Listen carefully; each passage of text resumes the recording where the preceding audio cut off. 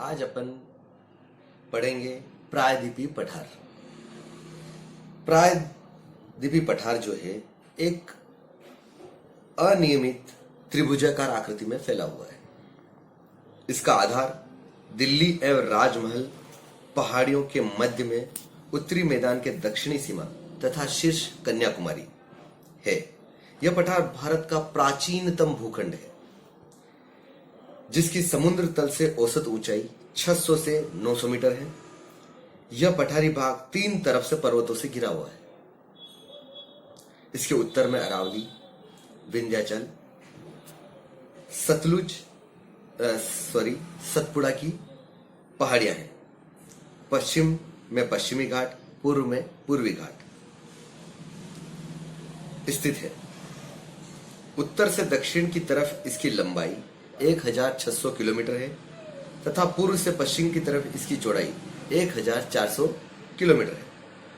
नर्मदा तथा ताप्ती नदियों की घाटियों ने इस पठारी प्रदेश को दो असमान भागों में बांट दिया है।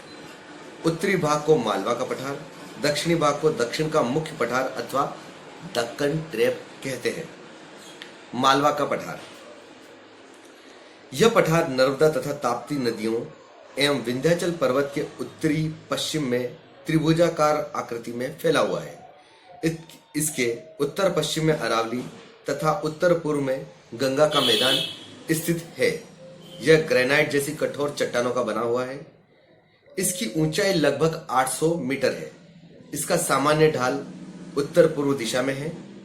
इस पठारी भाग की नदियां उत्तर पूर्व दिशा में प्रवाहित होकर यमुना नदी में मिल जाती है। इन नदियों के प्रवाह के कारण यह पठार अनेक स्थानों पर उबड़ खाबड़ बन गया है तथा बड़े बड़े बीहड़ बन गए हैं। इन पठारी भाग में चंबल नदी द्वारा निर्मित बीहड़ अत्यधिक विस्तृत तथा गहरे हैं। यह बीहड़ कृषि की दृष्टि से उपयोगी नहीं है। नंबर 2, अरावली की पहाड़ियां। अरावली की पहाड़ियां मालवा के पठार के उत्तर पश्चिम में स्थित है। यह दक्षिण पश्चिम में गुजरात के चंपारण जिले से उत्तर पूर्व में दिल्ली तक 692 किलोमीटर की लंबाई में फैली हुई है। इन पहाड़ियों की 80% लंबाई राजस्थान में है। यह विश्व के सबसे प्राचीन वलित पर्वतमाला है, जो दीर्घकालीन अपरदन के कारण एक अवशिष्ट पर्वत के रूप में परिवर्तित हो चुकी है।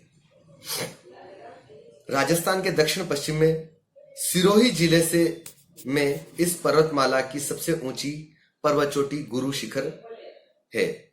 इसकी समुद्र तल से ऊंचाई 1722 मीटर है। यह आबू पर्वत में स्थित है। दक्षिण पश्चिम में उत्तर पूर्व की तरफ इस पर्वतमाला की ऊंचाई कम होती जाती है। दिल्ली के समीप इन पहाड़ियों की ऊंचाई बहुत कम है, जो कि इंसलबर्ग, जो कि किसी भी पहाड़ी के जो अंतिम अवस्था होती है कि वह समप्रमाय मैदान में परिवर्तित हो जाए, उस अवस्था में है। तीसरा भाग, दक्षिण का मुख्य पठार या दक्कन ट्रैप। यह पठार ताप्ती नदी के दक्षिण में त्रिभुजाकार रूप में फैला हुआ है। उत्तर पश्चिम में सतपुड़ा एवं विंध्याचल, उत्तर में महादेव एवं मकालू, पूर्व में पूर्वी घाट तथा पश्चिम में पश्चिमी घाट इसकी सीमाएं बनाते हैं। यह पठार मुख्यतः लावा से बना हुआ है। इसकी औसत ऊंचाई 600 मीटर है। दक्षिण में यह पठार 1000 मीटर ऊंचा है। यह पठार लगभग 2 लाख वर्ग किलोमीटर क्षेत्र में फैला हुआ है। इसका ढाल पश्चिम से पूर्वी की तरफ है। महानदी गोदावरी, कृष्णा, कावेरी आदि नदियों ने इस पठारी प्रदेश में अपनी घाटियों को अत्यधिक गहरा कर दिया है और संपूर्ण पठार को अनेक छोटे छोटे पठारों में विभक्त कर दिया है, जैसे महाराष्ट्र का पठार, आंध्र का पठार, कर्नाटक का पठार आदि। इसका जो चौथा भाग है वो पश्चिमी घाट। यह दक्षिण पठार की पश्चिमी सीमा बनाता है। इसमें सह्याद्री पर्वत भी कहते हैं। यह उत्तर में ताप्ती नदी की घाटी से दक्षिण में कन्याकुमारी तक 1500 किलोमीटर की लंबाई में विस्तृत है। इसकी चौड़ाई उत्तर में 50 किलोमीटर तथा दक्षिण भाग में 80 किलोमीटर है। पश्चिमी घाट की औसत ऊंचाई 900 से 1100 मीटर यानी 1100 मीटर है।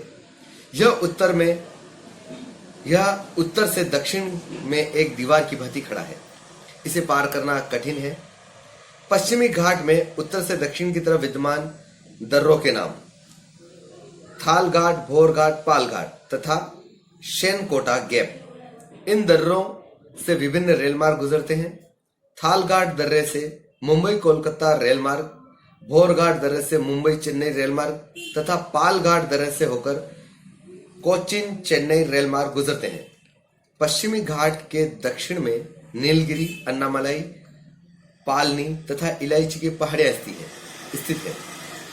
अन्नामलाई पहाड़ियों में स्थित अनईमुडी दक्षिणी भारत की सबसे ऊंची पर्वत शिखर है। औसत समुद्र तल से इसकी ऊंचाई 2695 मीटर है। नीलगिरी पहाड़ियों की स्थिति दोदा बेटा शिखर नीलगिरी की सबसे ऊंचा तथा दक्षिणी भारत का दूसरा सबसे ऊंचा पर्वत शिखर है।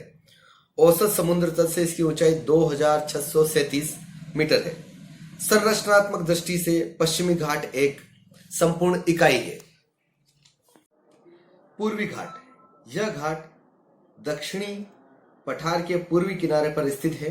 यह उड़ीसा के उत्तर पूर्वी भाग से प्रारंभ होकर बंगाल की खाड़ी के तट के समानांतर नीलगिरी की पहाड़ियों तक फैला हुआ है। इसकी चौड़ाई उत्तर में 200 किलोमीटर तथा दक्षिण की तरफ 100 किलोमीटर है।